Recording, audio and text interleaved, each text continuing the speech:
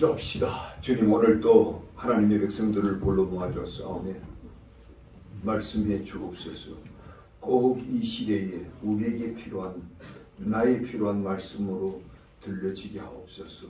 성령이여, 우리 마음을 열게 하시고 깨달은 영 주시고 우리가 강하게 무장하여서 성령 충만 받아서 이 땅에 사는 동안 복음 전하며 전투하며 승리하는 우리 삶이 되도록 이끌어 주시옵소서. 예수님의 이름으로 기도하옵나이다. 아멘. 2025년 이제 꼭 한 달 남았지요. 지난 1년을 돌아보면 우리가 주 앞에서 얼마나 많은 열매를 보고 살았는가 돌아보면 부끄럽습니다. 특별히 주님의 지상명령인 복음전도 사역을 얼마나 우리가 성실히 수행했나 생각하면 더욱더 주님 앞에 몸들 바가 없습니다. 그러나 그렇다 하여 이 중한 주님의 사역을 우리가 외면하며 살아야 되는가? 그것은 아니었습니다. 그렇다면 우리가 어떻게 하면 보다 진정한 복음 전도자로 삶을 살 수 있을까?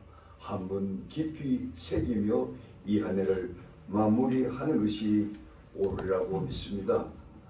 그래서 제가 오늘 여러분과 함께 상고하고자 하는 이 본문 말씀을 중심한 주제는 어떤 성품의 소유자가 복음의 열매를 맺을 수 있을까?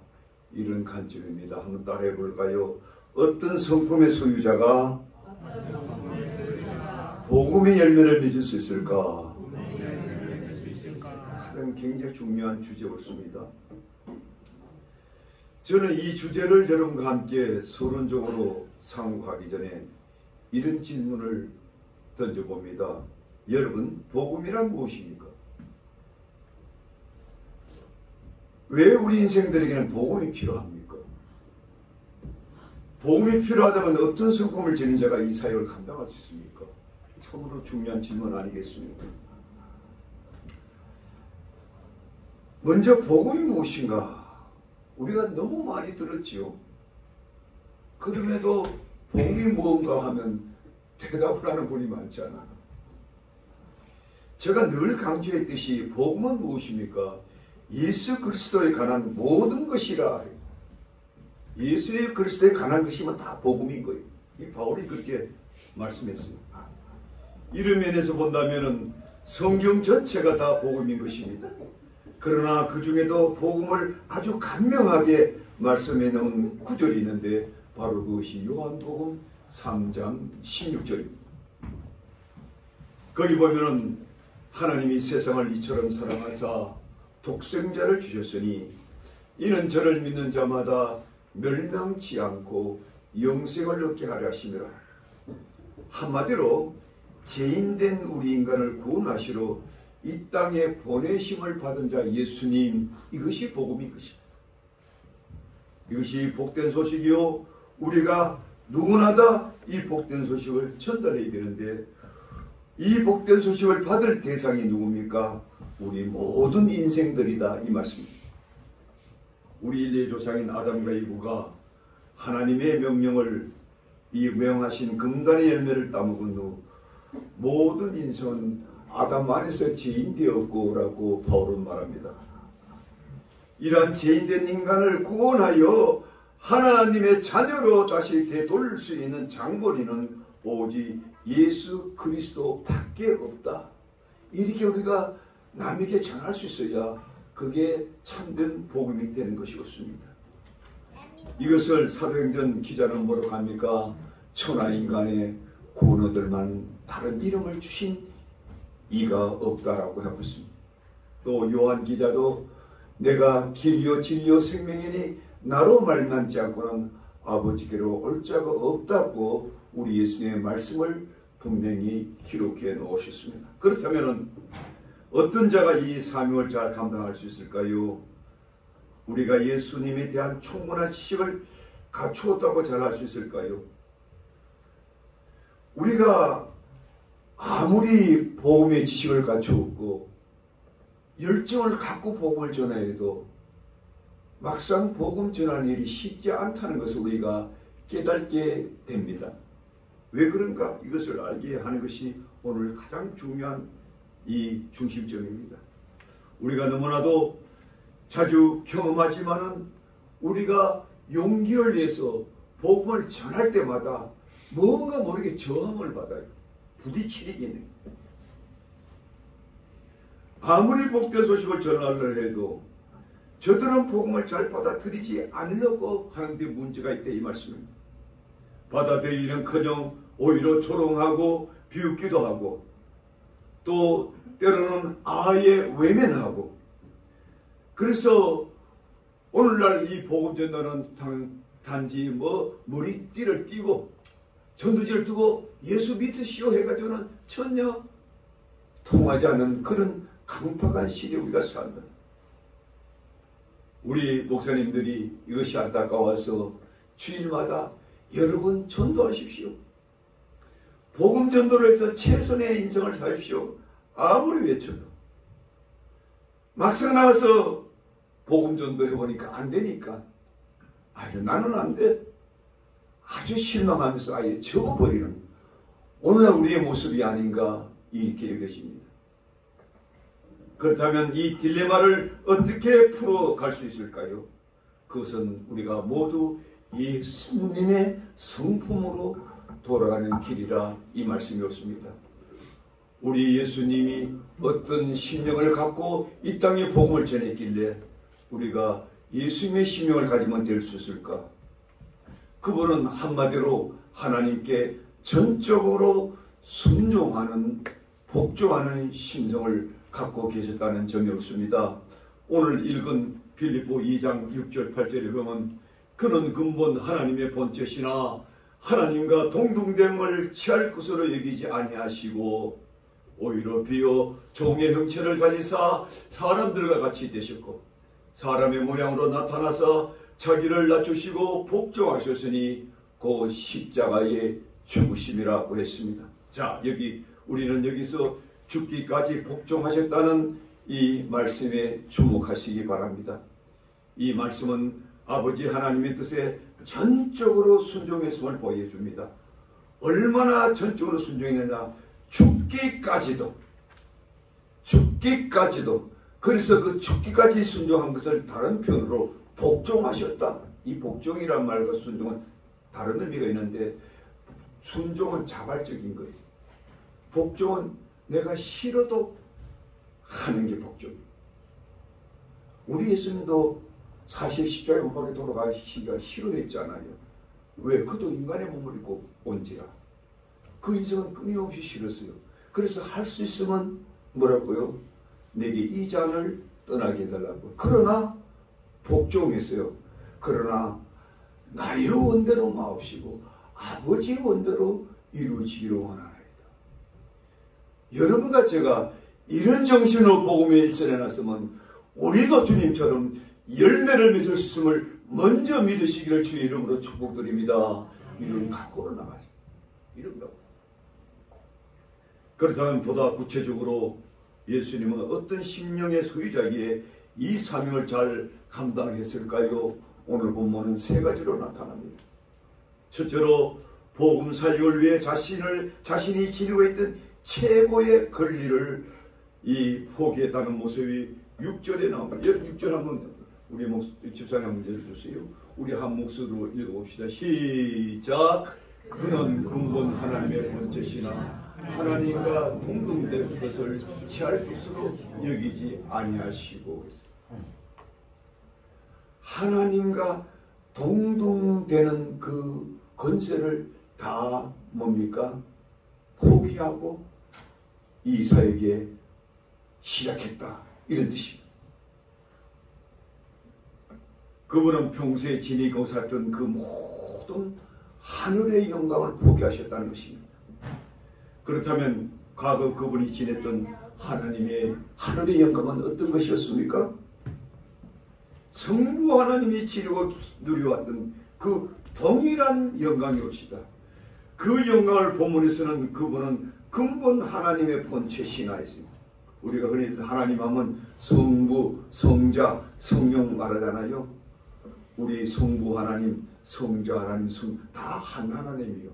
동등한 권세와 동일한 영광과 그 놀라운 위엄과 우리가 감히 우리가 참 그분을 우러러 볼 수도 없을 만큼 너무나 영광스러워 모든 피조물에게 찬양과 경배를 받기에 합당하신 존귀하고 위엄이 한이 없으신 만물을 창조하셨고 만물을 다스리고 계시고 이끌어 가실 절대 주권자 되신 분, 우리가 하나님이 어떤 분인가 할 때 우리가 우리 인간님으로 어떻게 다 표현할 수가 있겠습니까? 이러한 놀라운 영광스러운 지위를 기업하시고 포기하시고 비웠다는 거예요. 무엇 때문에요? 엉망제약 가운데 헤매는 우리 인생을 구원하시기 위해서. 그렇다면 오늘 우리는 어떤 마음의 태도로 여러분은 믿음 생활을 하십니까? 여러분은 어떤 믿음의 태도로 주간의 영혼을 구원하려고 나서고 있습니까? 오늘날 우리는 어떤 삶의 현장을 우리가 살고 있습니까? 나의 기득권을 잃지 않고 살겠다고 발버둥 치고 사는 이 세상에 우리가 함께 살고 있지 않습니까? 나 자신의 삶을 보아도 나의 이익, 나의 주장, 나의 편리함을 위해서 혈안이 되어 있는 그런 삶을 우리가 살고 있지 않느냐 말이에요. 그러나 우리 인생은 우리 인생들을 얻기 위하여 마땅히 그분이 누려야 할 영광을 다 포기하고 다 내려놓고 이 복음사에게 나섰다는 것입니다. 무엇을 위해요? 죄 많은 우리 인생들의 친구가 되기 위해서. 우리들의 처절한 눈물과 아픔을 씻어주고 우리 중에 하나님의 택한 백성을 잃어버리지 않게 하기 위하여 하나라도 잃어버리지 않게 하시오. 자신이 누린 모든 하늘의 권세를 비운 채 이 땅에 오셨다고 말씀하고 있습니다. 그렇다면 여러분 주님의 이 성부한 복음사에게 동참하기 위해 여러분이 포기할 부분이 무엇입니까? 얼마나 여러분들이 이익을 포기하면서 주를 위해서 살았습니까? 한번 자신을 돌아보시기 바랍니다. 홍래가 지금 지니고 있는 그 조그만 기득권, 그 고집스러운 내 주장, 그 내가 애착하고 있는 그 유익을 얼마나 우리가 내려놓고 이 사이에 동참하고 있느냐 한번 이 자신에게 물어보자는 것이죠. 오늘날처럼 각박하고 경쟁이 치열한 세상에서 우리가 주님처럼 하나님이 원하시면 스스럼없이 나의 주장을 내려놓겠습니다 하고 나선 분이 우리 가정에 우리 중에 얼마나 될까요?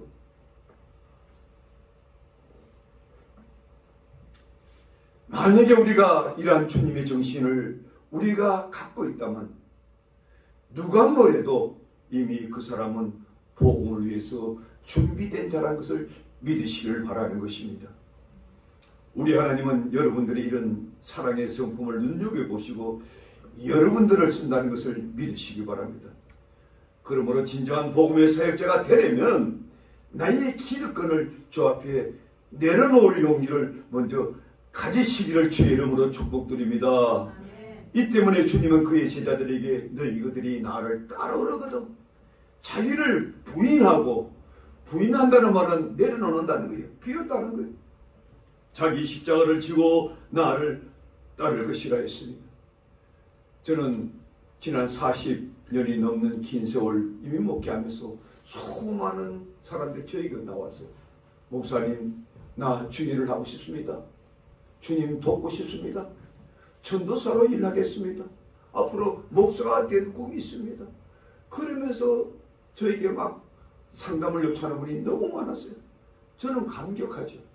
와, 이런 분을 내가 얻게 되다니. 아이고 그래야죠. 같이 기도합시다. 그런데 한 줄만 지나보면 다 들통이 나. 자기 주장, 자기 이기심, 자기 희생, 이거 털큰 나무도 가지고 있지 않은 거죠. 그 목사도 되겠다는 거예요. 아이고 주여, 아이고 주여, 아이고 주여, 기가 막히네, 기가 막혀. 자기도 구원 못했어요. 여러분, 우리가 믿음의 길이 뭡니까? 우리가 예수 믿는 삶이 뭡니까? 나를 비웠을 때 비로소 예수가 우리 안에 들어오는 겁니다. 그런데 수십 년 교회를 다니는데 아직까지 나를 못 비우고 예수를 내 마음 중심에 모시지 않고 사는 분이 얼마나 많습니까? 제가 여러분들의 이 시간 묻습니다. 여러분은 예수 그리스도를 나의 진정한 생명의 주인으로 믿고 삽니까? 믿으시면 아멘 하시기 바랍니다. 예수님이 우리 인생의 주인이 되어야 돼요. 그런데 우리는 어떡합니까? 내 인생의 주인이 내가 아닙니까? 이렇게 쏟고 우리가 믿음 생활을 해서는 되겠습니까? 이런 분들은 결코 주의 사역에 열매를 맺을 수 없다는 것을 우리가 믿어야 됩니다.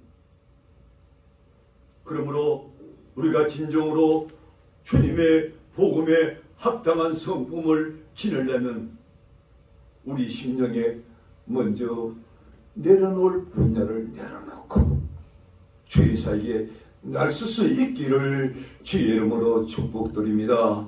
두 번째로 우리가 복음 사역을 위해서 종의 형체를 지닌 새 사신 분이 예수님임을 알게 됩니다. 우리 7절 한 목소리로 낭독합시다. 시작. 오히려 자기를 비워 종의 형체를 가지사 사람들과 같이 대석고 but made himself nothing, taking the very nature of a servant, being made in human likeness. 이렇게. 자, 여기에 종의 형체를 가져 사람이 되셨다는 말씀은 그분이 복음 사역을 위해 이 땅에 오실 때 이미 종의 성품을 지닌 채 강림하셨다. 이렇게 보시면 됩니다. 이처럼 우리 주님은 종의 성품을 지닌 또 종의 형상을 갖고 이 땅의 백성을 구원하러 오셨다는 거예요. 여러분, 이 사실을 너무나 깊이 예언한 분이 누굽니까? 이사야 선지 아닙니까? 여러분, 이사야서가 구약에 가장 길게 기록된 선지서인데요. 이사야는 끊임없이 장차 이 땅에 오실 그 메시아는 종이라는 거예요. 종. 어떤 종이냐?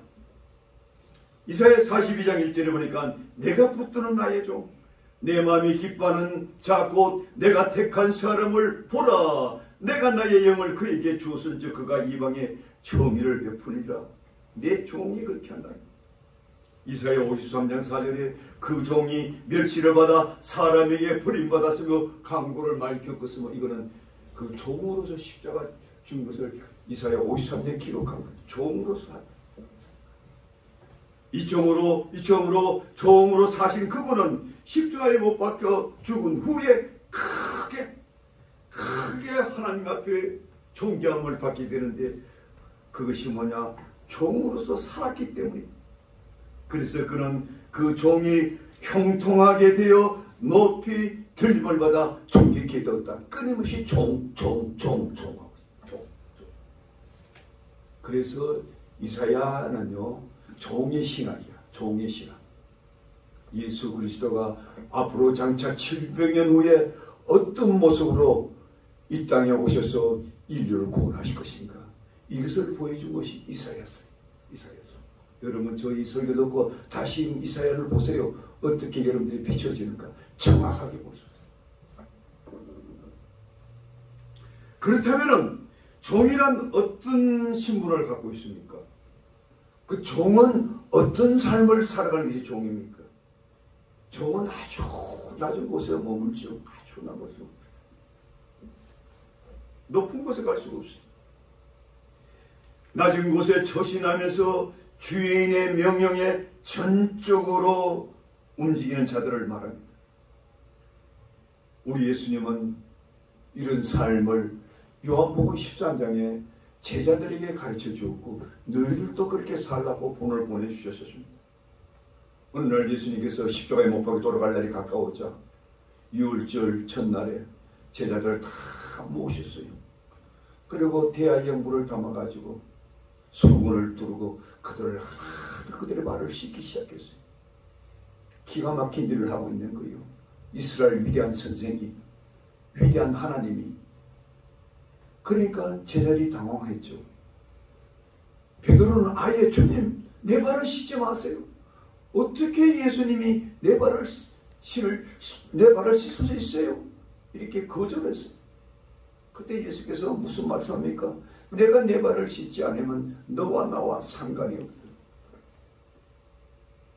내가 너희의 발을 씻기신 것은 너희들도 나처럼 나아가서 저들의 발을 씻으라고 한 것이다. 우리 여기서 두 가지 교훈을 봤습니다. 첫째는 예수님은 종의 성품을 지내서 종의 모습으로 갖고 종으로 살았다는 거예요. 그리고 너희들도 그렇게 살라는 거예요. 사랑하는 성도 여러분, 이 교훈이 여러분들의 마음에 부딪히는 것이 있습니까? 여러분들은 과연 그런 모습으로 그리스도인의 사역을 감당하고 있습니까? 그런 마음의 자세로 복음을 전한 적이 있습니까? 우리는 이 장면에서 분명한 교훈을 받아야 되는데, 진정으로 복음의 사역자가 나설 사람들은 종된 자가 되지 않으면 결코 감당할 수 없다는 사실이 있습니다. 그렇게 살아야만이 복음이 성공적으로 열매를 맺기 때문입니다. 그렇다면 제가 여러분들에게 또다시 질문드립니다. 여러분은 오랫동안 신앙생활을 하셨지요? 그렇다면 여러분들은 오늘 주님이 가르친 말씀대로 종된 신분으로, 종된 성품과 태도로 복음사에게 진력하십니까? 진력하시냐고. 여러분은 주님의 말씀대로 종된 모습으로 복음을 전하기 위해서라면, 주님이 원하신다면 그 어떤 낮은 자리도, 그 어떤 누추한 자리도, 그 어떤 거북스러운 사역도 감당하는 마음의 태도로 이 일을 감당하십니까? 제가 한 16년째 제가 이 사역을 하는데요. 여러분도 보셨잖아요. 얼마나 이게 많은 사람들이 오고 갔습니까? 얼마나 많은 사람들이 솔직히 저 속을 썩겠습니까? 우리 이영희 집사님을 일일이 다 보고 있죠. 근데 저도 너무 피곤해 지치면은요, 때로는 여자들은 저희 아내 보고 그래요. 여보, 당신이 가서 한번 얘기해 주라고. 목사분이도 겁을 풀겁니다. 아이고,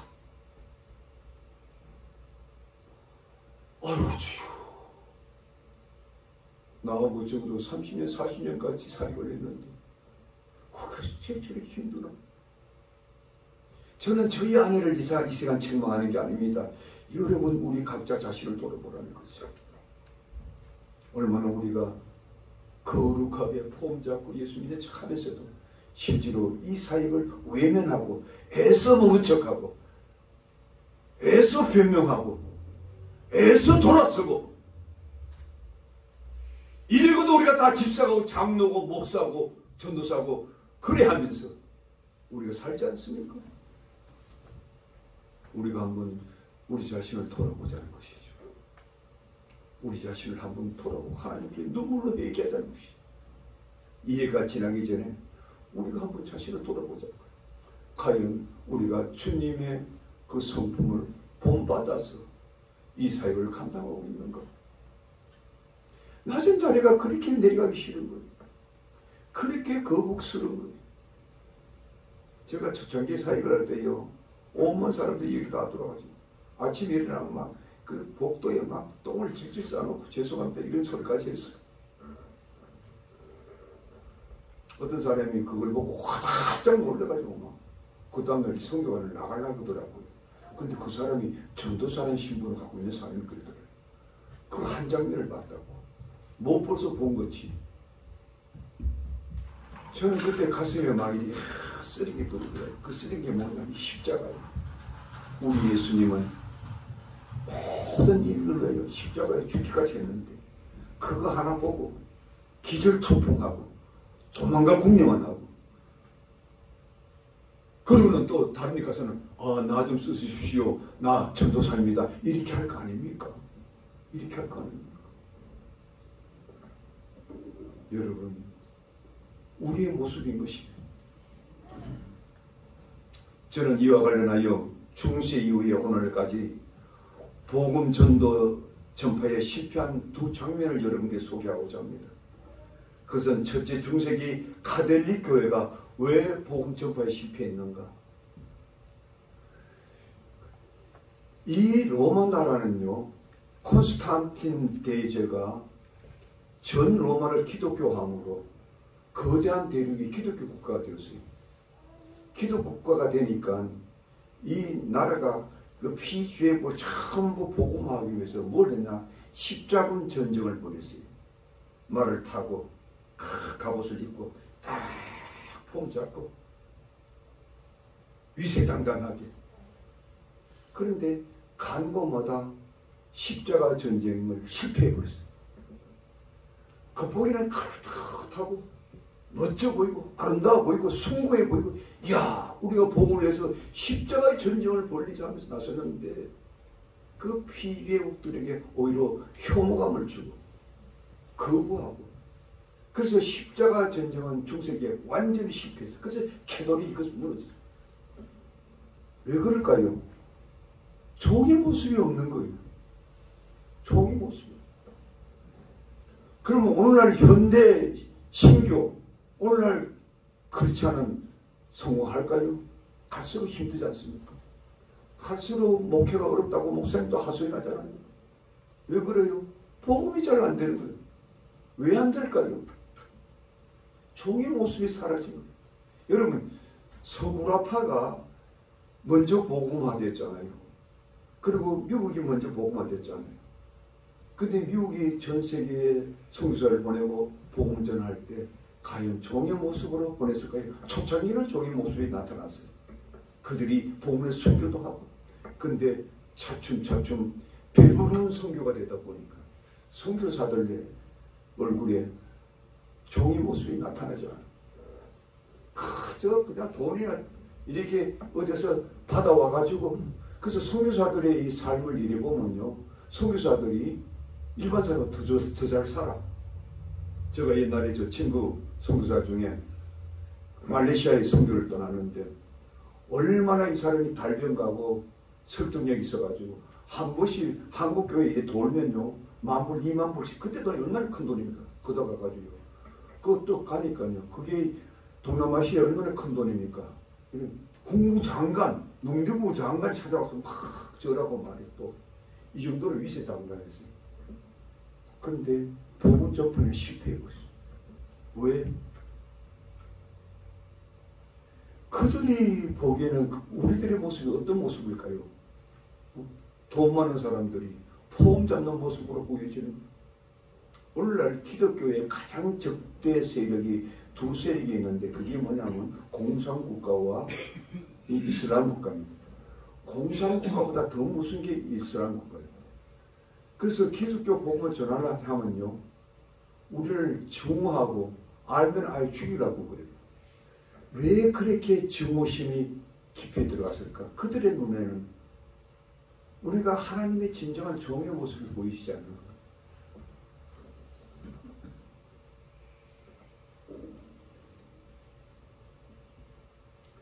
그러나 우리 주님은 이러한 위압적인 모습이 아니라 우리가 보기에도 너무나 겸손하고 우리가 보기에도 너무나 온유하시고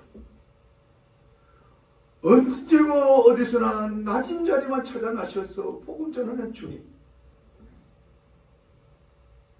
가늠한 자의 현장에 잡힌 여인 앞에서도 마다하지 않고 저들을 막았으면서까지 그 여인을 구원해 주셨고, 많은 사람이 싫어하고 욕하고 비난하는 이 사개오도 그 집에 들어가서 그들을 구원하고,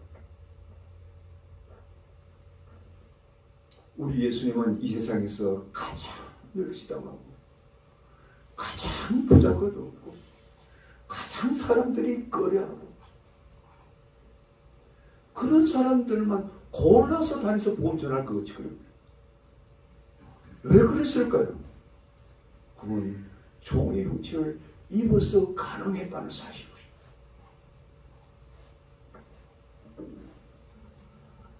그렇다면 우리도 그렇게 살아야 되지 않겠습니까? 과거 중세기의 교회 강단 모습을 보면요, 과거의 중세기에 강단이 아주 높았어요. 그래서 신도들이 그 성당에 이때 가면 가마득한 곳에서 신부가 딱 나타나가지고 거룩한 모습을 하고 뭐 성경 몇 구를 이렇게 시로 읊어요. 그러면 백성들은 그 몇 구를 따라하고 그리고 가면 그만이. 그리고 그들 의식 속에서는 내가 하나님 만나고 왔구나. 이제 나는 천국 백성이지. 이렇게 착각하고 살았어. 그렇게 존경받은 신부들이 예수님처럼 종의 모습으로 그들을 섬겼다는 내용은 제가 거의 보지 못했어요. 그들은 의식 속에서 그래서 그들은 하나님을 믿는다고 했을지는 몰라도 그들의 생명의 구세주 진정한 복음의 역사는 중세기에도 일어나지 않았다. 그래서 중세기를 가지고 잠자는 시대라고, 죽음의 시대. 종교만 판을 쳤지 예수의 생명을 잃어버린 시대. 여러분, 오늘 이 시대가 그런 시대가 되지 않습니까? 서로 내 이익을 위해서 보다 더 높은 자리에 내가 올라서려고, 보다 나은 대우를 받으려고.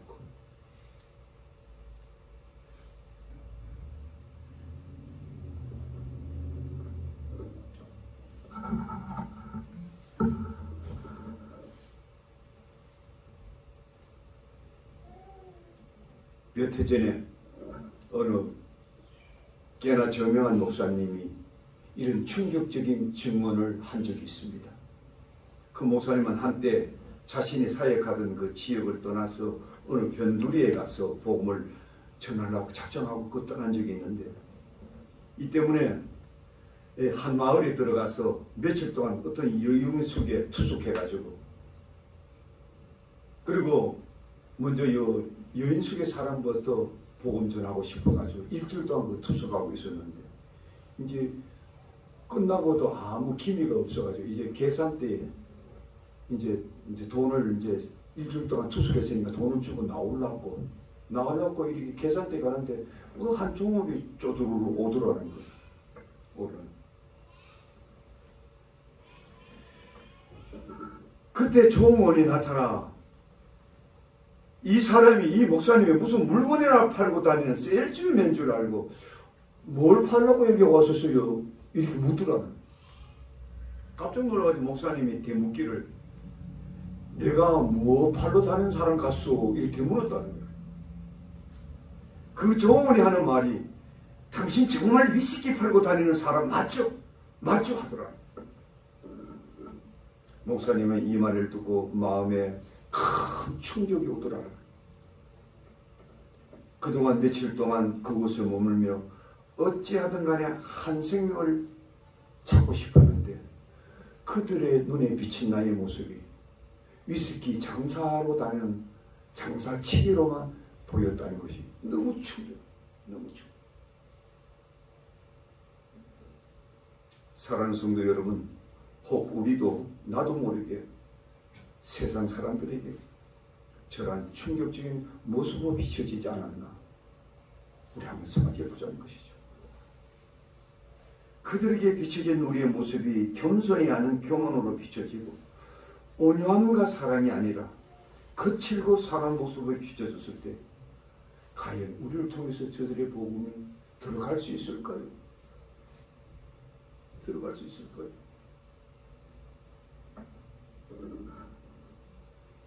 그러나 이에 반해서 참 아름다운 소식도 제가 들은 적이 있습니다.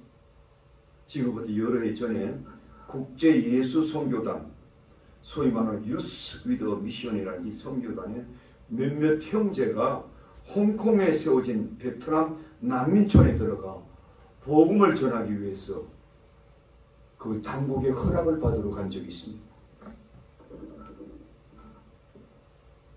그러나 그 당국은 이런 지하에 거절했습니다. 그러나 그것을 저들은 포기하지 않고 거듭 찾아가서 요청을 드리자 귀찮아가지고 이 사람들이 마지못해서 난민촌에 들어가기를 허락했습니다. 그러나 그 난민촌에 들어가서 자비를 하기 위해서도 절대로 복음을 전할 수 없다고 아주 그냥 경고까지 했습니다. 그러는 들어보내는데 그 들어가서 자비를 한 게 아니라 이 감독관이 그들 데리고 분뇨를 쌓아놓은 그 시설을 말끔히 청소하라. 그 냄새나고 그 참 정말 감당이 어려운 그걸 몇 며칠 동안 무릎까지 푹 빠지는 그 더러운 구조물을 말없이 그들이 치우기 시작했어요. 그 냄새나고 분내수혈이 피땀 흘려 씻어내고 벗기고 뜯어고치고 말할 수 없이 몇 며칠. 웬만한 사람 같으면 이 정도 되면 그저 철수해버리고 말았을 텐데 그들은 그렇지 않고 그까지 해냈어. 마침내 지난 일을 다 끝낸 후에 감독관의 이 일을 보고 드리자 감독관이 깜짝 놀라더군요. 뭐 벌써 다 끝냈어. 그래서 현장에 와보니까 정말로 깨끗하게. 사실 감독은 이 굳은 일을 시킬 때만 해도 저들이 너무 미워가지고 이런 일을 시키면 금세 가겠지 하고 시켰는데 정반대 현상이 일어나. 너무도 신속하게 그 굳은 일을 너무 깨끗해니 이게 믿어지지 않더라고요. 그 후에 저들이 그 감독관에게 다시는 간절히 복음 전하기를 요청하니까 감독이 그냥 허락해 주더라. 그들의 그 장면을 그 감독이 감동을 받았어. 근데 중요한 것은 뭐냐? 이렇게 일이 딱 결정되니까 더욱 놀란 게 복음 전도하러 간 그 형제단이 더 놀랐다는 거예요. 이야, 저렇게 엄한 사람도 마음이 변해서 허락해 줄 수 있구나. 그럼 무엇이 그렇게 가능했는가? 그들의 형제단이 깨달은 게 있었다는 거예요. 그것이 무엇이냐? 사람은 말에 의해 움직이는 것이 아니라 본 것에 의해 마음이 움직여지더라는 거예요. 우리 한번 따라합시다. 사람은 말에 의해 움직이는 게 아니라 본 것에 의해 마음이 움직여진다. 우리가 천사 같은 말을 해도 오늘 같은 강픽한 사람 여러분과 나의 말을 들을까요? 우리가 웅변을 아무리 잘한다 해도 그들이 저 얘기를 들을까요? 안 들어요. 듣지 않아요.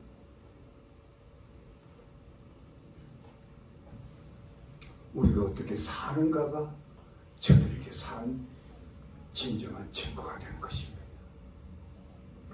사랑하는 성도 여러분, 여러분도 사람의 마음을 얻기를 원합니까? 사람의 마음을 움직이기를 원하십니까? 정말로 여러분들이 일생 동안 한 명이라도 정말 전도하고 싶습니까? 여러분이 주님을 본받으시기 바랍니다. 오늘 이 본문 기자는 그 전구절을 읽지 않았지만 너희는 이 마음을 품으라 곧 그리스도 예수의 마음이니 하고 이 말씀을 중심으로 예수님의 마음을 닮으면 된다는 것이죠.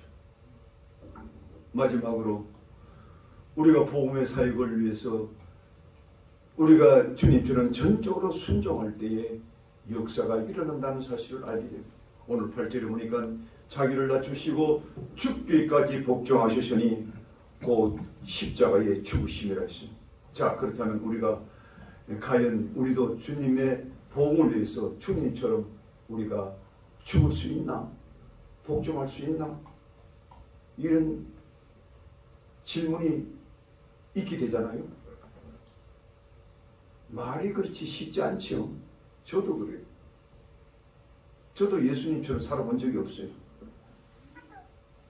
그래서 수많은 사람들을 도와줬겠죠. 왜 우리가 이게 쉽지 않느냐? 우리 인생은 누구나 다 연약성을 갖고 있기 때문에. 우리 예수님께서 그것을 누구에게 말씀드렸냐면 베드로에게 했어요. 예수님께서 이 땅에 오셔가지고 초창기 사역, 중기 사역, 그 다음에 말기 사역 보면 조금씩 달라요. 초창기 사역은 주로요, 불쌍한 자들 고치는 데 집중했어요. 돌아가면서 불쌍하니까 너무 몰려오니까. 그 다음에 중기 이름은요, 제자들을 위주로 가르쳤어요. 주로 비유를 가지고 계속 제자들에게 하늘나라의 비밀을 가르쳐요. 그리고 마지막에는 내가 십자가에 못 박혀 죽을 것이라는 이 대속의 진리를 제자들에게만 가르치기 시작했어요. 그리고 예수님의 마지막 네 번째 가르칠 때는 너희들이 내가 십자가 죽을 때 너희들 다 나를 버리고 뿔뿔이 흩어지리라 했어요. 그러니까 제자들이 깜짝 놀랐죠. 그러니까 베드로가 벌떡 일어나가지고 주님, 다른 사람은 다 부를지라도 나는 주를 버리지 않겠나이다. 아마 베드로의 그때 마음이 그를 셌을 거예요. 그때 예수님 뭐라 그랬어요? 네가 달 굴기 전에 나를 3번 부인하리라. 아무리 베드로가 자신을 해도 그도 하나의 연약한 인간인지라 자기가 위기를 당했을 때 결국 부인하고 저주까지 했어요. 이것이 여러분과 나의 모습입니다. 그럼에도 불구하고 왜 우리가 주님처럼 절대적으로 복종할 수 있을까? 그렇게 복종을 산 우리의 산 선배들이 있기 때문입니다. 여러분과 나보고 우리 주님께서 야, 손 목사, 네 나를 위해서 복음을 위해서 죽어야 돼. 그러면 어떤 마음이 들까요? 주님 왜 나만 죽어야 돼? 이렇게 할 수 있잖아요. 근데 우리 선배들이 안 그랬어요. 여러분, 우리 구약의 가장 순종의 그림자 예수 그리스도의 모형이 누굽니까? 이삭 아닙니까? 그때 청소년이기 때문에 아버지가 칼을 들어서 그걸 칠라 했을 때 또 아마 이게 결박을 했지 않겠어요? 그거 피할 수가 있죠. 도망갈 수 있죠. 아빠 대항할 수, 아빠 백세인데 손을 쏴도 이길 수 있죠. 순종이잖아요. 그래서 이삭은 예수 그리스도의 장차 있다는 것이 모형으로 많은 신학자들이 말하잖아요. 다니엘 보세요. 자기가 죽을 줄 알면서도 하루에 3번씩 문을 열고 이렇게 문을 열고 3번씩 기도하면 반드시 왕에게 전갈되어서 이제 사자굴에 들어갈 걸 알면서도 한 거예요. 죽음을 각오한 거 아닙니까?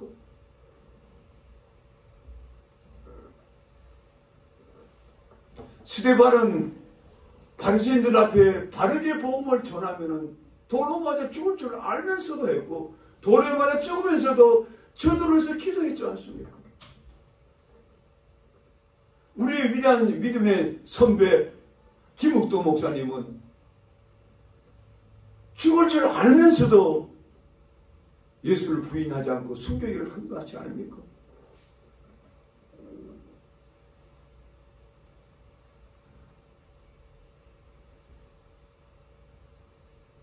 제가 이 말씀 드리면 목사님 그것은 신앙이 정말 좋은 사람들 하죠. 나같이 무슨 병신도가 뭐 할 수 있겠어요? 이렇게 말씀할 수가 있습니다. 그거 정말 어려운 일 아닌가요? 우리 예수님마저 그 일을 이루기에 힘겨웠다면 뭐 나라야 뭐. 우리가 인간적으로 본다면 정확한 표현입니다.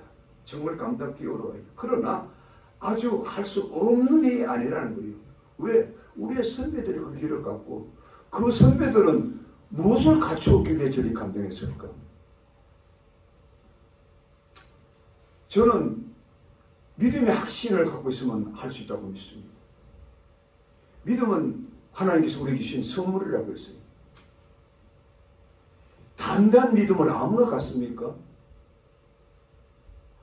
다니엘의 세 친구가 그 풀무불이 가장 7배가 센 풀무 앞에서도 느부갓네살 왕에게 항복하지 않는 거, 그 신앙의 담력이 없어 할 수 있습니까? 담력이 있기 때문에. 그 담력을 누가 줍니까? 우리 주님께서 주시는 거예요. 주님께서 내가 감당할 수 있는 믿음을 주시면 되는 거예요. 그 믿음을 감당하기 위해서는 우리가 무엇을 해야 합니까? 성령 충만 받아야죠. 예수님의 12 제자들이 예수님 십자가 죽었을 때 다 도망갔지만 우리 예수님 이걸 다 아시고 미리 약속하셨어요. 내가 승천할 때니까 그렇다고 해서 나를 떠나지 마라. 예루살렘에 모여있거라. 그러면 어느 날 성령께서 임할 때니까 약속한 성령을 받아라. 그러면 너희들이 감당하리라.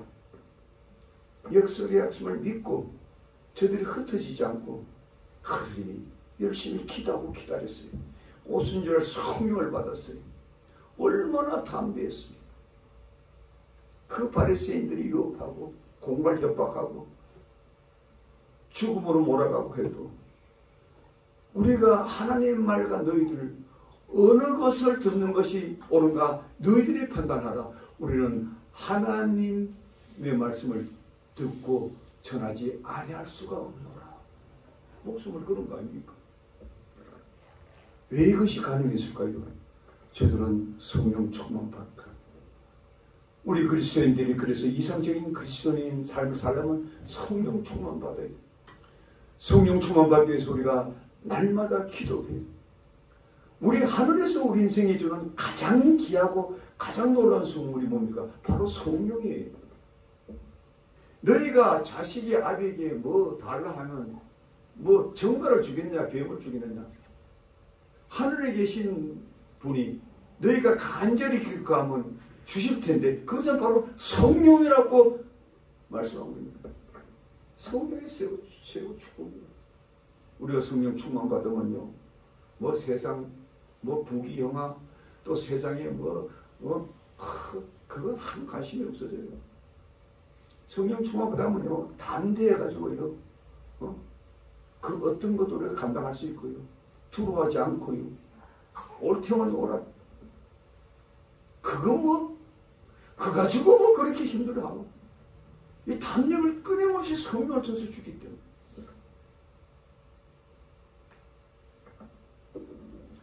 그래서 진정한 복음 전도자는 성령 충만 받는 것밖에 없습니다. 성령 충만은 하나님이 주시는 그리스도인의 최고의 선물입니다. 그러므로 이 거룩한 복음사에게 열매를 맺으려면 어찌하든 간에 성령 충만께 받게 해달라고 간절히 사모해야 됩니다. 결론적으로 말씀드립니다. 복음 전도는 우리 그리스도인들이 마땅히 해야 될 주님의 지상명령이요 최고의 가치입니다. 그러나 우리 자신을 돌아보면요 너무 부끄러워요. 너무 부끄러워요.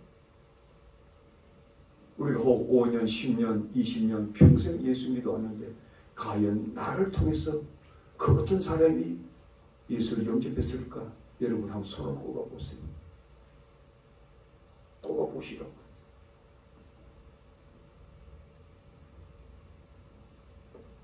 그렇다면 어떤 자가 감당할 수 있을까요? 우리가 주님의 마음으로 돌아가면 되는 것이 그렇습니다. 복음 사역을 위해서 나의 가장 귀한 기득권도 내려놓을 준비가 되어 있는 사람. 두 번째로 복음을 위해서 그 어떤 낮은 자리에도 내려가기로 준비되어 있는 사람. 마지막으로 복음을 위해서 전적으로 주님께 순종할 준비가 된 사람.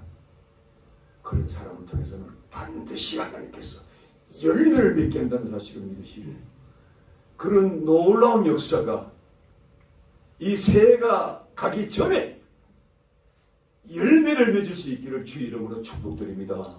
기도합시다. 하나님 감사합니다. 오늘도 귀한 말씀을 주셔서 감사합니다. 이 정도 지나간 세월을 돌아봅니다. 40년이 넘도록 이미 목회했지만 수많은 사람이 저희 곁에 왔다 갔지만 과연 그들 중에 몇 사람이 구원받았을까? 말씀을 전하면서도 저 자신이 부끄럽고 항송하고 주님 앞에 얼굴을 들 수가 없습니다. 주님, 그럼에도 불구하고 우리가 실망하지 않고 이렇게 우리가 성령 축복만 받기를 원하고 우리의 위대한 선비들이 걸어갔던 그 길을 우리도 걸어가기를 원하오며 주여 우리 모두에게 성령 충만 주시고 큰 확신 주시고 큰 믿음 주시고 단단한 믿음으로 우리 주의 사람들을 주께 이끌 수 있는 그리스도의 형상을 우리가 모두 가지고 살 수 있도록 우리 모두를 축복하여 주시옵소서. 이를 위해 우리가 끊임없이 기도하는 귀한 성도들이 다 되게 축복하여 주시옵소서. 예수님의 이름으로 기도하옵나이다. 아멘. 찬송.